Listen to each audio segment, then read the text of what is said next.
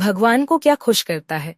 यह कहानी हमें सिखाती है कि भगवान बहुत कम में भी प्रसन्न हो जाते हैं। 7 साल के रोहन का कमरा हर तरह के खिलौनों से भरा हुआ था, फिर भी वह हमेशा अपने मम्मी पापा से नए खिलौने के लिए जिद करता। एक बार तो वह अपने ही खिलौनों से टकरा गया और उसे गहरी चोट लग गई। फिर भी रोहन की नए खिलौने पाने की इच्छा बढ़ती ही जा रही थी। उसके मम्मी पापा रोहन की इस आदत से बहुत परेशान थे। रोहन का दोस्त नचिकेता रोहन के मम्मी पापा की परेशानी दूर करना चाहता था। रोहन को समझाना बहुत जरूरी है, उसके दोस्त नचिकेता ने सोचा। किसी ने रोहन के कमरे का दरवाजा खटखटाया। रोहन ने दरवाजा खोलकर देखा तो वहां एक बड़ा सा टेडी बेयर खड़ा था। वाह, एक और खिलौना, मैं इसे अपने कमरे में रखूंगा, रोहन खुशी से बोला। उसका कमरा पहले ही खिलौनों से भरा हुआ था। इतने बड़े टेडी के लिए तो कमरे में जगह ही नहीं थी। रोहन सोच में पड़ गया कि वो अब क्या करे। तभी टेडी एक लड़के में बदल गया। नचिकेता, तुम? टेडी कहाँ गया? रोहन ने हैरान होकर कहा। तुम्हारे पास तो पहले से ही इतने सारे खिलौने हैं, तुम्हें एक और खिलौना क्यों चाहिए? नचिकेता ने पूछा।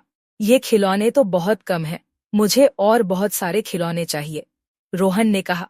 नचिकेता रोहन की बात सुनकर मुस्कुराया और बोला, चलो तुम्हें एक अच्छी सी कहानी सुनाता हूँ। यह कहानी महाभारत से है। जब पांडव वनवास में थे, तब ऋषि दुर्वासा अपने शिष्यों के साथ उनकी कुटिया में पहुंचे। ऋषि दुर्वासा पांडवों के बड़े भाई युधिष्ठिर से बोले, पहले हम नदी में स्नान करेंगे, फिर भोजन करेंगे। युधिष्ठिर ने यह बात अपनी पत्नी द्रौपदी से कही। द्रौपदी चिंतित होकर बोली, पर खाना तो खत्म हो गया है, हम उन्हें क्या खिलाएंगे? अब तो कृष्ण ही हमारी मदद कर सकते हैं। द्रौपदी ने कृष्ण को अपनी सारी परेशानी बताई। कृष्ण ने द्रौपदी को खाने का बर्तन लाने के लिए कहा। बर्तन में चावल का बस एक ही दाना बचा था। कृष्ण ने वो एक चावल का दाना खा लिया। कृष्ण के दाना खाते ही एक चमत्कार हुआ। ऋषि दुर्वासा और उनके सभी शिष्यों की भूख अपने आप ही शांत हो गई और वह अपने शिष्यों के साथ वहां से चले गए। तो रोहन, देखा तुमने कैसे भगवान केवल एक चावल के दाने से संतुष्ट हो गए और उन्होंने ऋषि दुर्वासा और उनके शिष्यों की भी भूख मिटा दी। इसी तरह हमें भी हमारे पास जो है उसमें संतुष्ट और खुश रहना चाहिए। नचिकेता ने रोहन को समझाया।